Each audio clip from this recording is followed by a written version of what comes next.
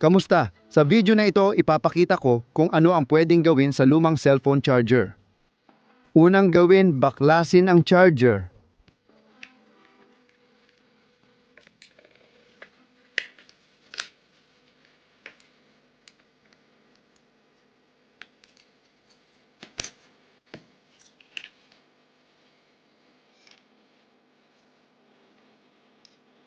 Gagamitin natin ang lagari sa bakal para putulin ang plug.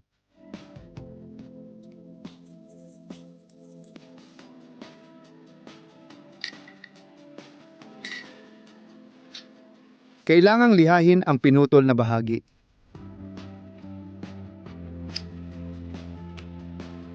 Pagkatapos pakinisin, ipasok natin ang plug connector. Magbubutas tayo ng butas.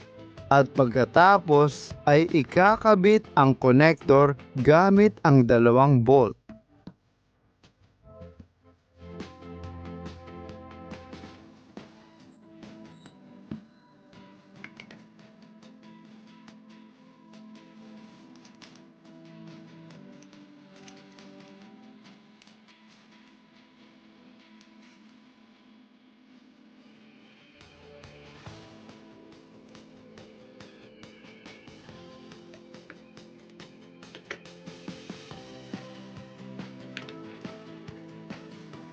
Susunod, palalawakin pa natin ang mga umiiral na butas at pagkatapos ay ikakabit doon ang connector.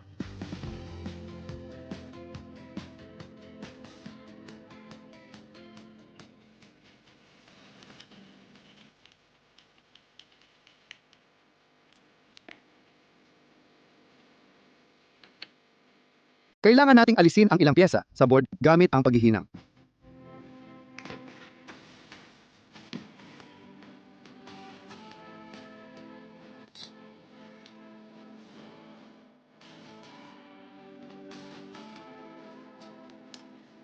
Kailangan natin ng LED, transistor, 200 ohms resistor at transformer. Sa LED, idikit lang ang isang resistor at 2 kawad. Hot glue ang gamit natin sa pagkabit ng LED sa loob ng katawan.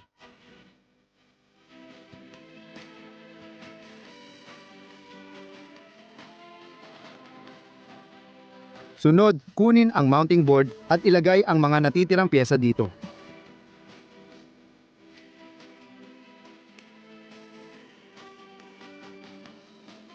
Isolder natin lahat ayon sa eskemang nasa screen. Ganito ang kinalabasan ng lahat. Ngayon, ikabit natin ang board sa mga connector ng case.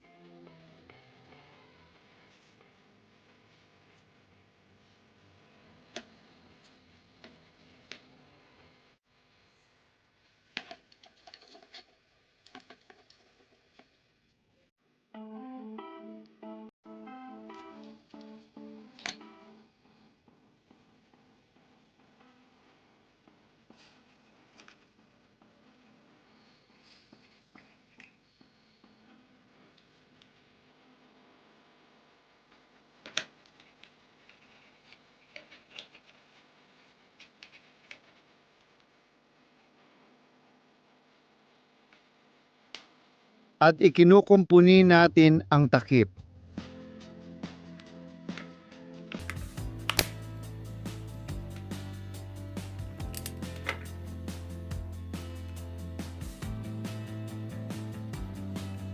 Tapos na ang paggawa. Mayroon na tayong maliit na voltage converter na kayang maglabas ng 200 at 20 mula sa 3 voltahe. Isaksak ang maliit na gamit sa kuryente at pagganahin gamit ang baterya.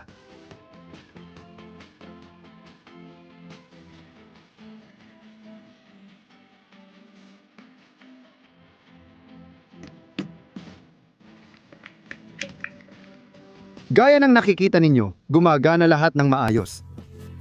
Pwede rin itong gamitin pampa-charge ng cellphone o pang-connect ng Wi-Fi router. Sino ang may gusto ng do-it-yourself na ito? Mag-like kayo sa video na ito, i-share ninyo sa mga kaibigan, mag-subscribe sa channel at huwag kalimutang i-click ang bell icon. Salamat sa panunood, paalam sa lahat!